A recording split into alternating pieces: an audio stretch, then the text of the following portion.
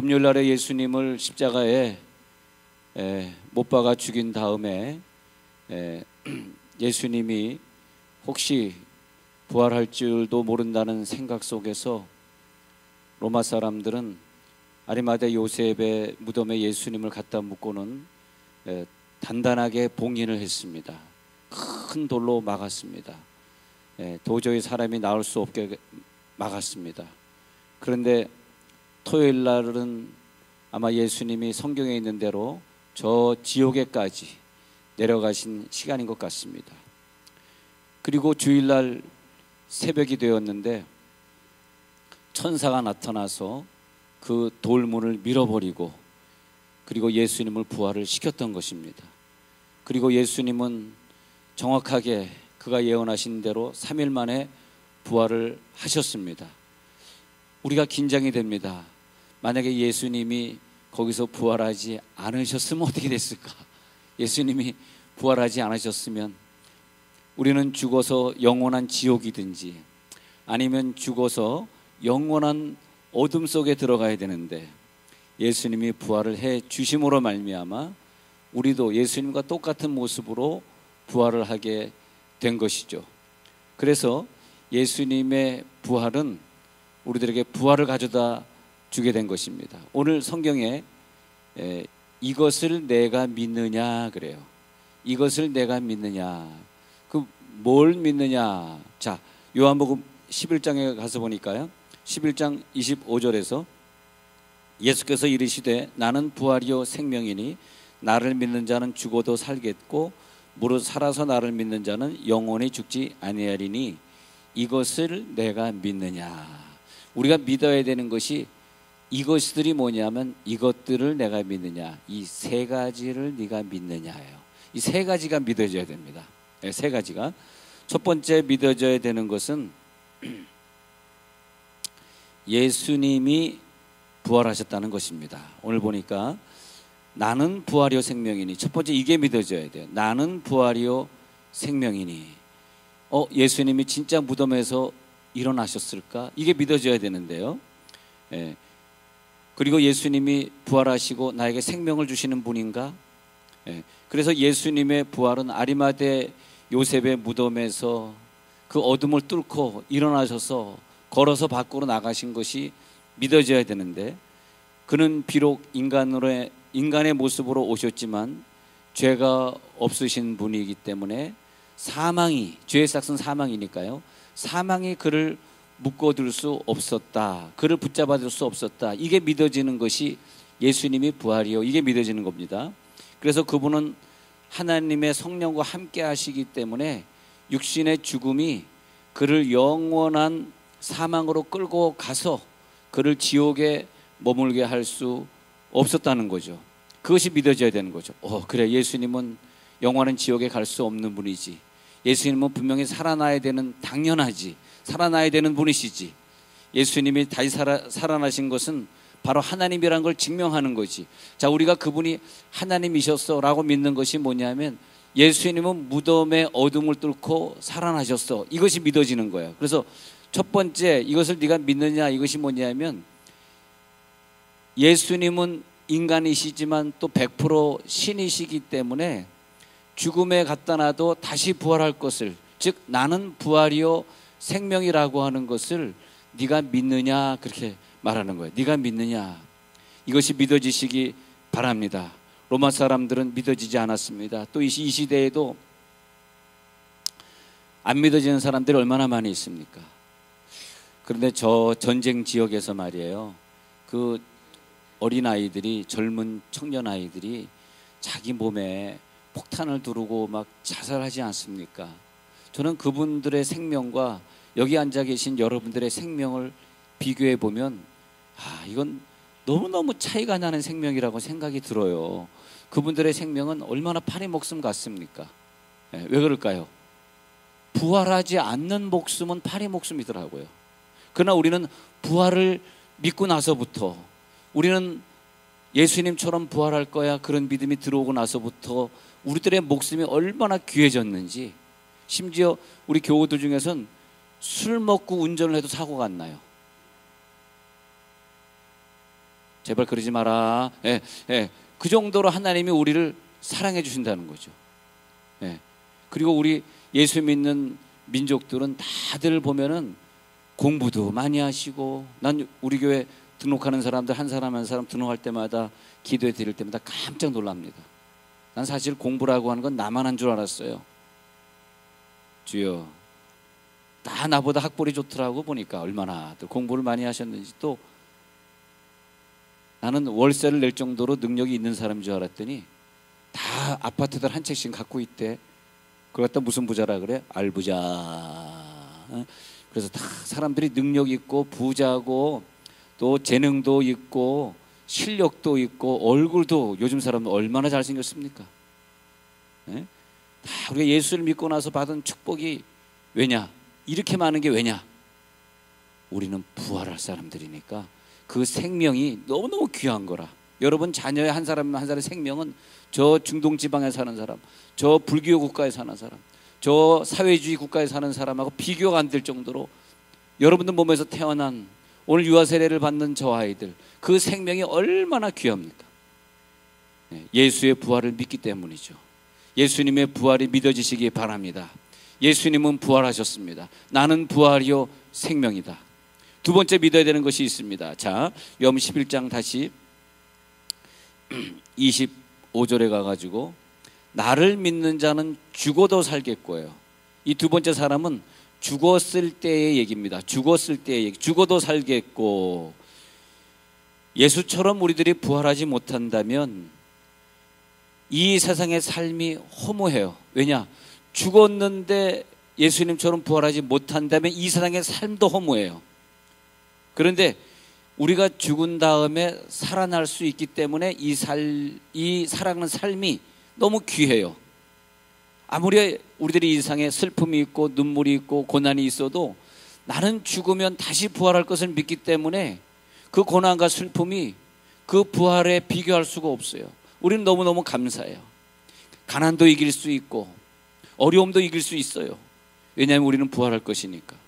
그래서 고린도전서 12장 15절에서 바울은 이렇게 말합니다. 그리스도께서 죽은 자 가운데서 다시 살아나셨다 전파되었거늘 너희 중에서 어떤 사람들은 어찌하여 죽은 자 가운데서 부활이 없다 하느냐. 만일 죽은 자의 부활이 없으면 그리스도도 다시 살아나지 못하셨으리라. 만약 우리가 죽은 다음에 부활하지 못한다면 그것은 예수님이 나를 위하여 부활한 것이 아니라는 것입니다. 예수님이 나를 위해 부활하셨다면, 즉 내가 부활이요 생명이야, 이 첫 번째 논리가 맞다면 두 번째 논리, 나도 죽으면 부활한다는 것이 믿어진다는 것입니다. 그리스도께서 만일 다시 살아나지 못하셨으면 우리가 전파하는 것도 헛것이요 또 너희 믿음도 헛것이다 그랬습니다.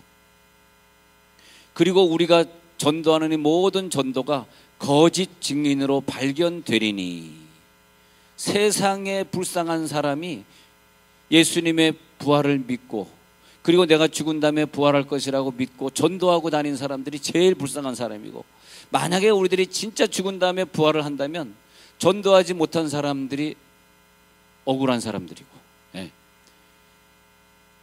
예수님의 부활이 거짓이라면 내 부활도 거짓입니다. 우리들의 죽은 다음에도 부활한다는 것이 믿어지지 않는 거죠. 다 헛것이요, 우린 다 꽝입니다. 오늘 우리들이 세례를 받는 것도 다 무의미한 것이고, 어린아이들에게 유아 세례 주는 것도 하나의 쇼에 불과합니다. 이건 다 꽝입니다. 그러나 우리들이 세례를 주는 것은 새 언약의 증표가 되는 것으로, 또 우리가 오늘 성찬하는 것은 예수님의 살과 피를 먹으면서 나의 부활을 기다리는 자의 특권을 누리는 것이기 때문에 우리가 다시 부활할 것을 믿습니다. 죽어도 부활할 것을 믿습니다. 그래서 예수님은 야, 내가 부활했잖아. 그런 것처럼 나는 너희가 죽어도 죽은 자를 살리는 부활이야. 그래서 내 부활로 인하여 너희들이 살아날 것을 믿는 자들은 늘 성찬에 참여하면서 너희들이 다시 부활할 것을 기다려. 그리고 모는 날 내가 다시 오는 날, 또 네가 죽는 날 내가 너를 부활시킬 것이야. 우리가 좀 헷갈리는 부분이 있으시죠? 예. 거짓 나사로가 죽자마자 아브라함 품으로 갔다 그랬잖아요. 아브라함 품에서 사실은 부활한 거죠. 그래서 부활해서, 죽자마자 부활해서 낙원으로 가 있는 상태고, 그 다음에 이제 예수님이 재림하실 때 온 지구의 멸망이 왔을 때 그때 우리가 죽은 자나 산 자라 다시 한번 부활하는데 그때는 백보자 심판을 거쳐서 어떤 사람은 영원한 지옥으로 가고 어떤 사람은 영원한 천국으로 가게 되는 것을 저희 장로교에서는 그렇게 믿습니다. 혹시 과거에 잘못 배우셨더라도 내가 죽은 다음에 영원히 잠자고 있는 거야 이렇게 배운 사람들이 많이 있을 텐데 성경에 물론 이렇게도 얘기하고 저렇게도 얘기하지만은 바울이 잠자는 자가 부활한다는 그 잠자는 자는 우리가 육신의 잠을 자는 것이고 강도를 예수님이 그 구원하실 때 네가 오늘 나와 함께 낙원에 있으리라 그랬지 네가 오늘 죽으면 한참 잠자다가 내가 다시 재림하는 날 부활할 거야 그렇게 말씀하지 않으셨거든요. 그래서 성경에 물론 우리 장로교 안에서도 좀 두 파로 갈려져 있는 건 사실입니다만은 저희가 믿는 장로교는 이렇게 부활은 언제 있냐 그러면 오늘 만약에 죽으면 오늘 부활하는데 그 거지 나사로가 부활하고 또 그다음에 그 부자도 또 부활해서 음부에 가 있는 거죠. 음부에 가 있는 즉 지옥의 여러 가지 단어인데 가 있다가 예수님이 다시 재림하는 날 다시 심판을 한번 받게 되고 영원한 지옥으로 또 가게 되고 그렇게 되겠습니다. 그래서 우리는 만약에 내가 죽어서 영원한 잠을 자다가 예수님 오실 때 그 천년 만년 지난 다음에 잠자다가 주님 오실 때 부활해 그렇게 믿어지면 너무 억울할 것 같아요. 근데 그것이 아니라 네가 오늘 나와 함께 낙원에 있으리라 이런 믿음을 좀 가지시기 바랍니다. 그래서 우리는 두려움과 걱정이 없습니다. 자, 세 번째는 뭐냐 세 번째는 뭐가 믿어져야 되느냐 네가 이것을 믿느냐 세 번째는 나를 믿는 자는 죽어도 살겠고 이건 두 번째고요. 26절에 무릇 살아서 나를 믿는 자는 영원히 죽지 아니하리니 이 말은 뭐냐 하면 살아있는데 이미 예수를 나의 구주로 받아들인 자들은 뭐냐 이 땅에 살면서 부활한 거예요. 이 땅에 살면서 부활을 누리고 사는 사람들입니다. 아니 그 예수님 우편에 있던 그 강도는 살아서는 부활을 못 누렸어요. 죄에게 끌려다녔다는 거죠. 자기 욕심을 이기지 못하고 살았다는 거죠. 그런데 야 내가 왜 이러고 살았을까? 메시아가 이렇게 옆에서 죽어가는 것을 보면서 나도 저렇게 살다 가면 좋을 거다고 이제 그날 후회했을 것 아닙니까? 그래서 내가 평생 강도짓하고 살았는데 예수님 당신의 나라에 임하시게 되면 나를 좀 생각해 주세요 그랬다는 거예요. 근데 이제 억울한 거지. 내가 왜 이렇게 예수를 모르고 살았을까? 하나님 모르고 살았을까? 그때 예수님이 하시는 말씀이 네가 지금 회개했으니까 네가 이 시간이라도 회개했으니까 이제 죽으면 나와 함께 낙원에 있을 것이다. 그러면 이 강도의 입장에서 보면 이 땅에 사는 동안은 부활의 이 육체를 누리지 못한 거죠. 왜 그러냐? 왜 누리지 못했을까요? 어려운 질문인데 왜 누리지 못했을까요? 예수님이 강도가 살아생전에 예수님이 부활을 안 하셨으니까. 이제 웃어주시는 분이 이해했다는 말입니다. 그러니까 예수님이 강도 살아생전에 죽음과 부활을 안 주셨잖아요. 그럼 그 강도에 비해서 우리는 누굽니까? 우리는 예수님이 죽고 부활하신 이후에 태어나서 믿는, 그것도 전 세계에서 예수를 가장 잘 믿는 대한민국의 백성들 아닙니까? 하나님이 보호하사 우리나라 만세. 야, 딴 교회는 박수 쳐주더라. 네, 감사합니다. 이거 억지 춘향이라고 그럽니다. 근데 얼마나 감사합니까? 예수님이 죽고 부활하신 후에 우리가 태어난 사람들. 그래서 우리는 그 강도와 달리 뭘 누리고 사냐 하니까 죄 안 져도 돼요. 남 속이지 않아도 돼. 남 미워하지 않아도 돼. 돈 좀 없어도 돼. 그것이 우리들의 인생의 목표는 이제 더 이상 아니에요. 공부 좀 안 하면 어때? 그것이 우리들의 인생의 목표가 아니에요. 왜? 우리는 부활했으니까. 이 땅에 살면서 부활했어요. 이 말이 뭐냐면 예수님이 죽고 부활하신 다음에 야 마리아 나를 만지지 말라. 나 아직 아버지께로 올라가지 못하였느니라. 이 말이 뭐냐면 내가 올라가서 새로운 영을 가지고 와서 너의 영과 연결을 시킬 거야 이 말이에요. 자꾸 오늘 어려운 말해서 죄송합니다. 목사님 그게 무슨 말인가요?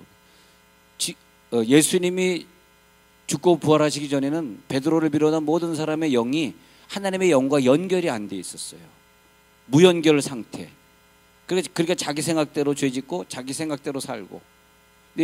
근데 교회 다니면서도 무연결 상태인 사람들이 있어요. 부인에게 소리 좀 지르지 마라. 갑자기 여자분들이 은혜 받으시네. 무연결 상태라 그래. 무연결 상태. 소리 막 지르는 애들. 우리 속에 성령이 있으면 소리 지르지 마시기 바랍니다. 항상 부드럽게, 항상 웃으면서. 그리고 부인에게 야야 그러지 마세요. 사모님, 그 사모님. 아무리 부인이 남편에게 야야 그래도 남편은 부인에게 경어 좀 쓰세요. 네 사모님 알겠습니다. 연습 한번 해서 시작. 네 사모님 알겠습니다. 시작. 네 사모님 알겠습니다. 네. 감사합니다. 우리 안수입산의 장로님들이 역시 모범이 돼주네요. 옆에 부인들이 안 계시구나. 어디다 얘기했는지 모르겠네요. 네. 네. 그런데 예수님 이 나를 위해 죽고 부활하셨어. 내 속에 주님이 살아계셔. 이젠 더 이상 내가 아니야. 나는 죽었어. 옛사람은 죽었어요. 내 속에 주님이 살아 움직여. 이걸 체험하고 사니 얼마나 대단한 거예요, 우리가. 할렐루야. 강도로 살 필요 없고 근심 걱정하며 살 필요 없고 이미 부활을 누리면서 사는데, 저 영원한 세상에서 부활한 모습처럼 이 땅에서 살아보는 이 추억, 우리가 저 영원한 천국에서 이제 같이 부활할 거 아닙니까? 그때 추억이 뭐냐면, 세종 온누리교회 다니면서 여러분들이 제가 설교 중에 오페라 노래 한 곡씩 부를 때마다 박수 쳐줬던 그 추억. 우리 천국 가면은 여기서 같이 기쁘게 신앙생활 했던 거, 이게 굉장한 추억일 것 같아요. 네. 세상에 이렇게 좋은 교회가 어디 있습니까? 네. 세상에 이렇게 편안한 교회가 어디 있습니까? 참 좋은 교회. 수요일 저녁 예배 안 나와도 뭐라 그러지 않고, 새벽 예배 안 나와도 뭐라 그러지 않고, 11조 안 내도 뭐라 그러지 않고, 예배 늦게 와도 뭐라 그러지 않고. 할렐루야. 우리 좋은 교회 다니게 해주신 하나님께 영광의 박수 한번 돌려봅시다. 하나님 감사합니다. 아니, 어떤 여자분 두 분하고 이렇게 상담할 기회가 있었는데, 그 두 분이 자기네들이 여러 교회를 다녀봤는데, 제 얘기는 아니고요, 다녀봤는데 세상에 이렇게 좋으신 사모님을 처음 봤대네. 천사래, 천사. 우리 와이프가 천사래. 다른 교회 사모님은 막 지적하고 감시하고 잘못하면 욕하고 그러는데, 사모님 얼마나 자기를 섬겨주시는지 너무너무 마음에 든다는 거야. 아니, 우리 교회 등록하는 사람들이 난 저를 보고 등록하는 줄 알았더니 사모님을 보고 등록한다는 거예요. 그래서 내가 그런 거죠. 내가 걔를 제자 훈련시켜서 그렇다. 그런데도 안 믿어요. 감사하고요. 감사할 뿐입니다. 그래서 이 세 번째 네가 믿느냐? 뭘 믿느냐?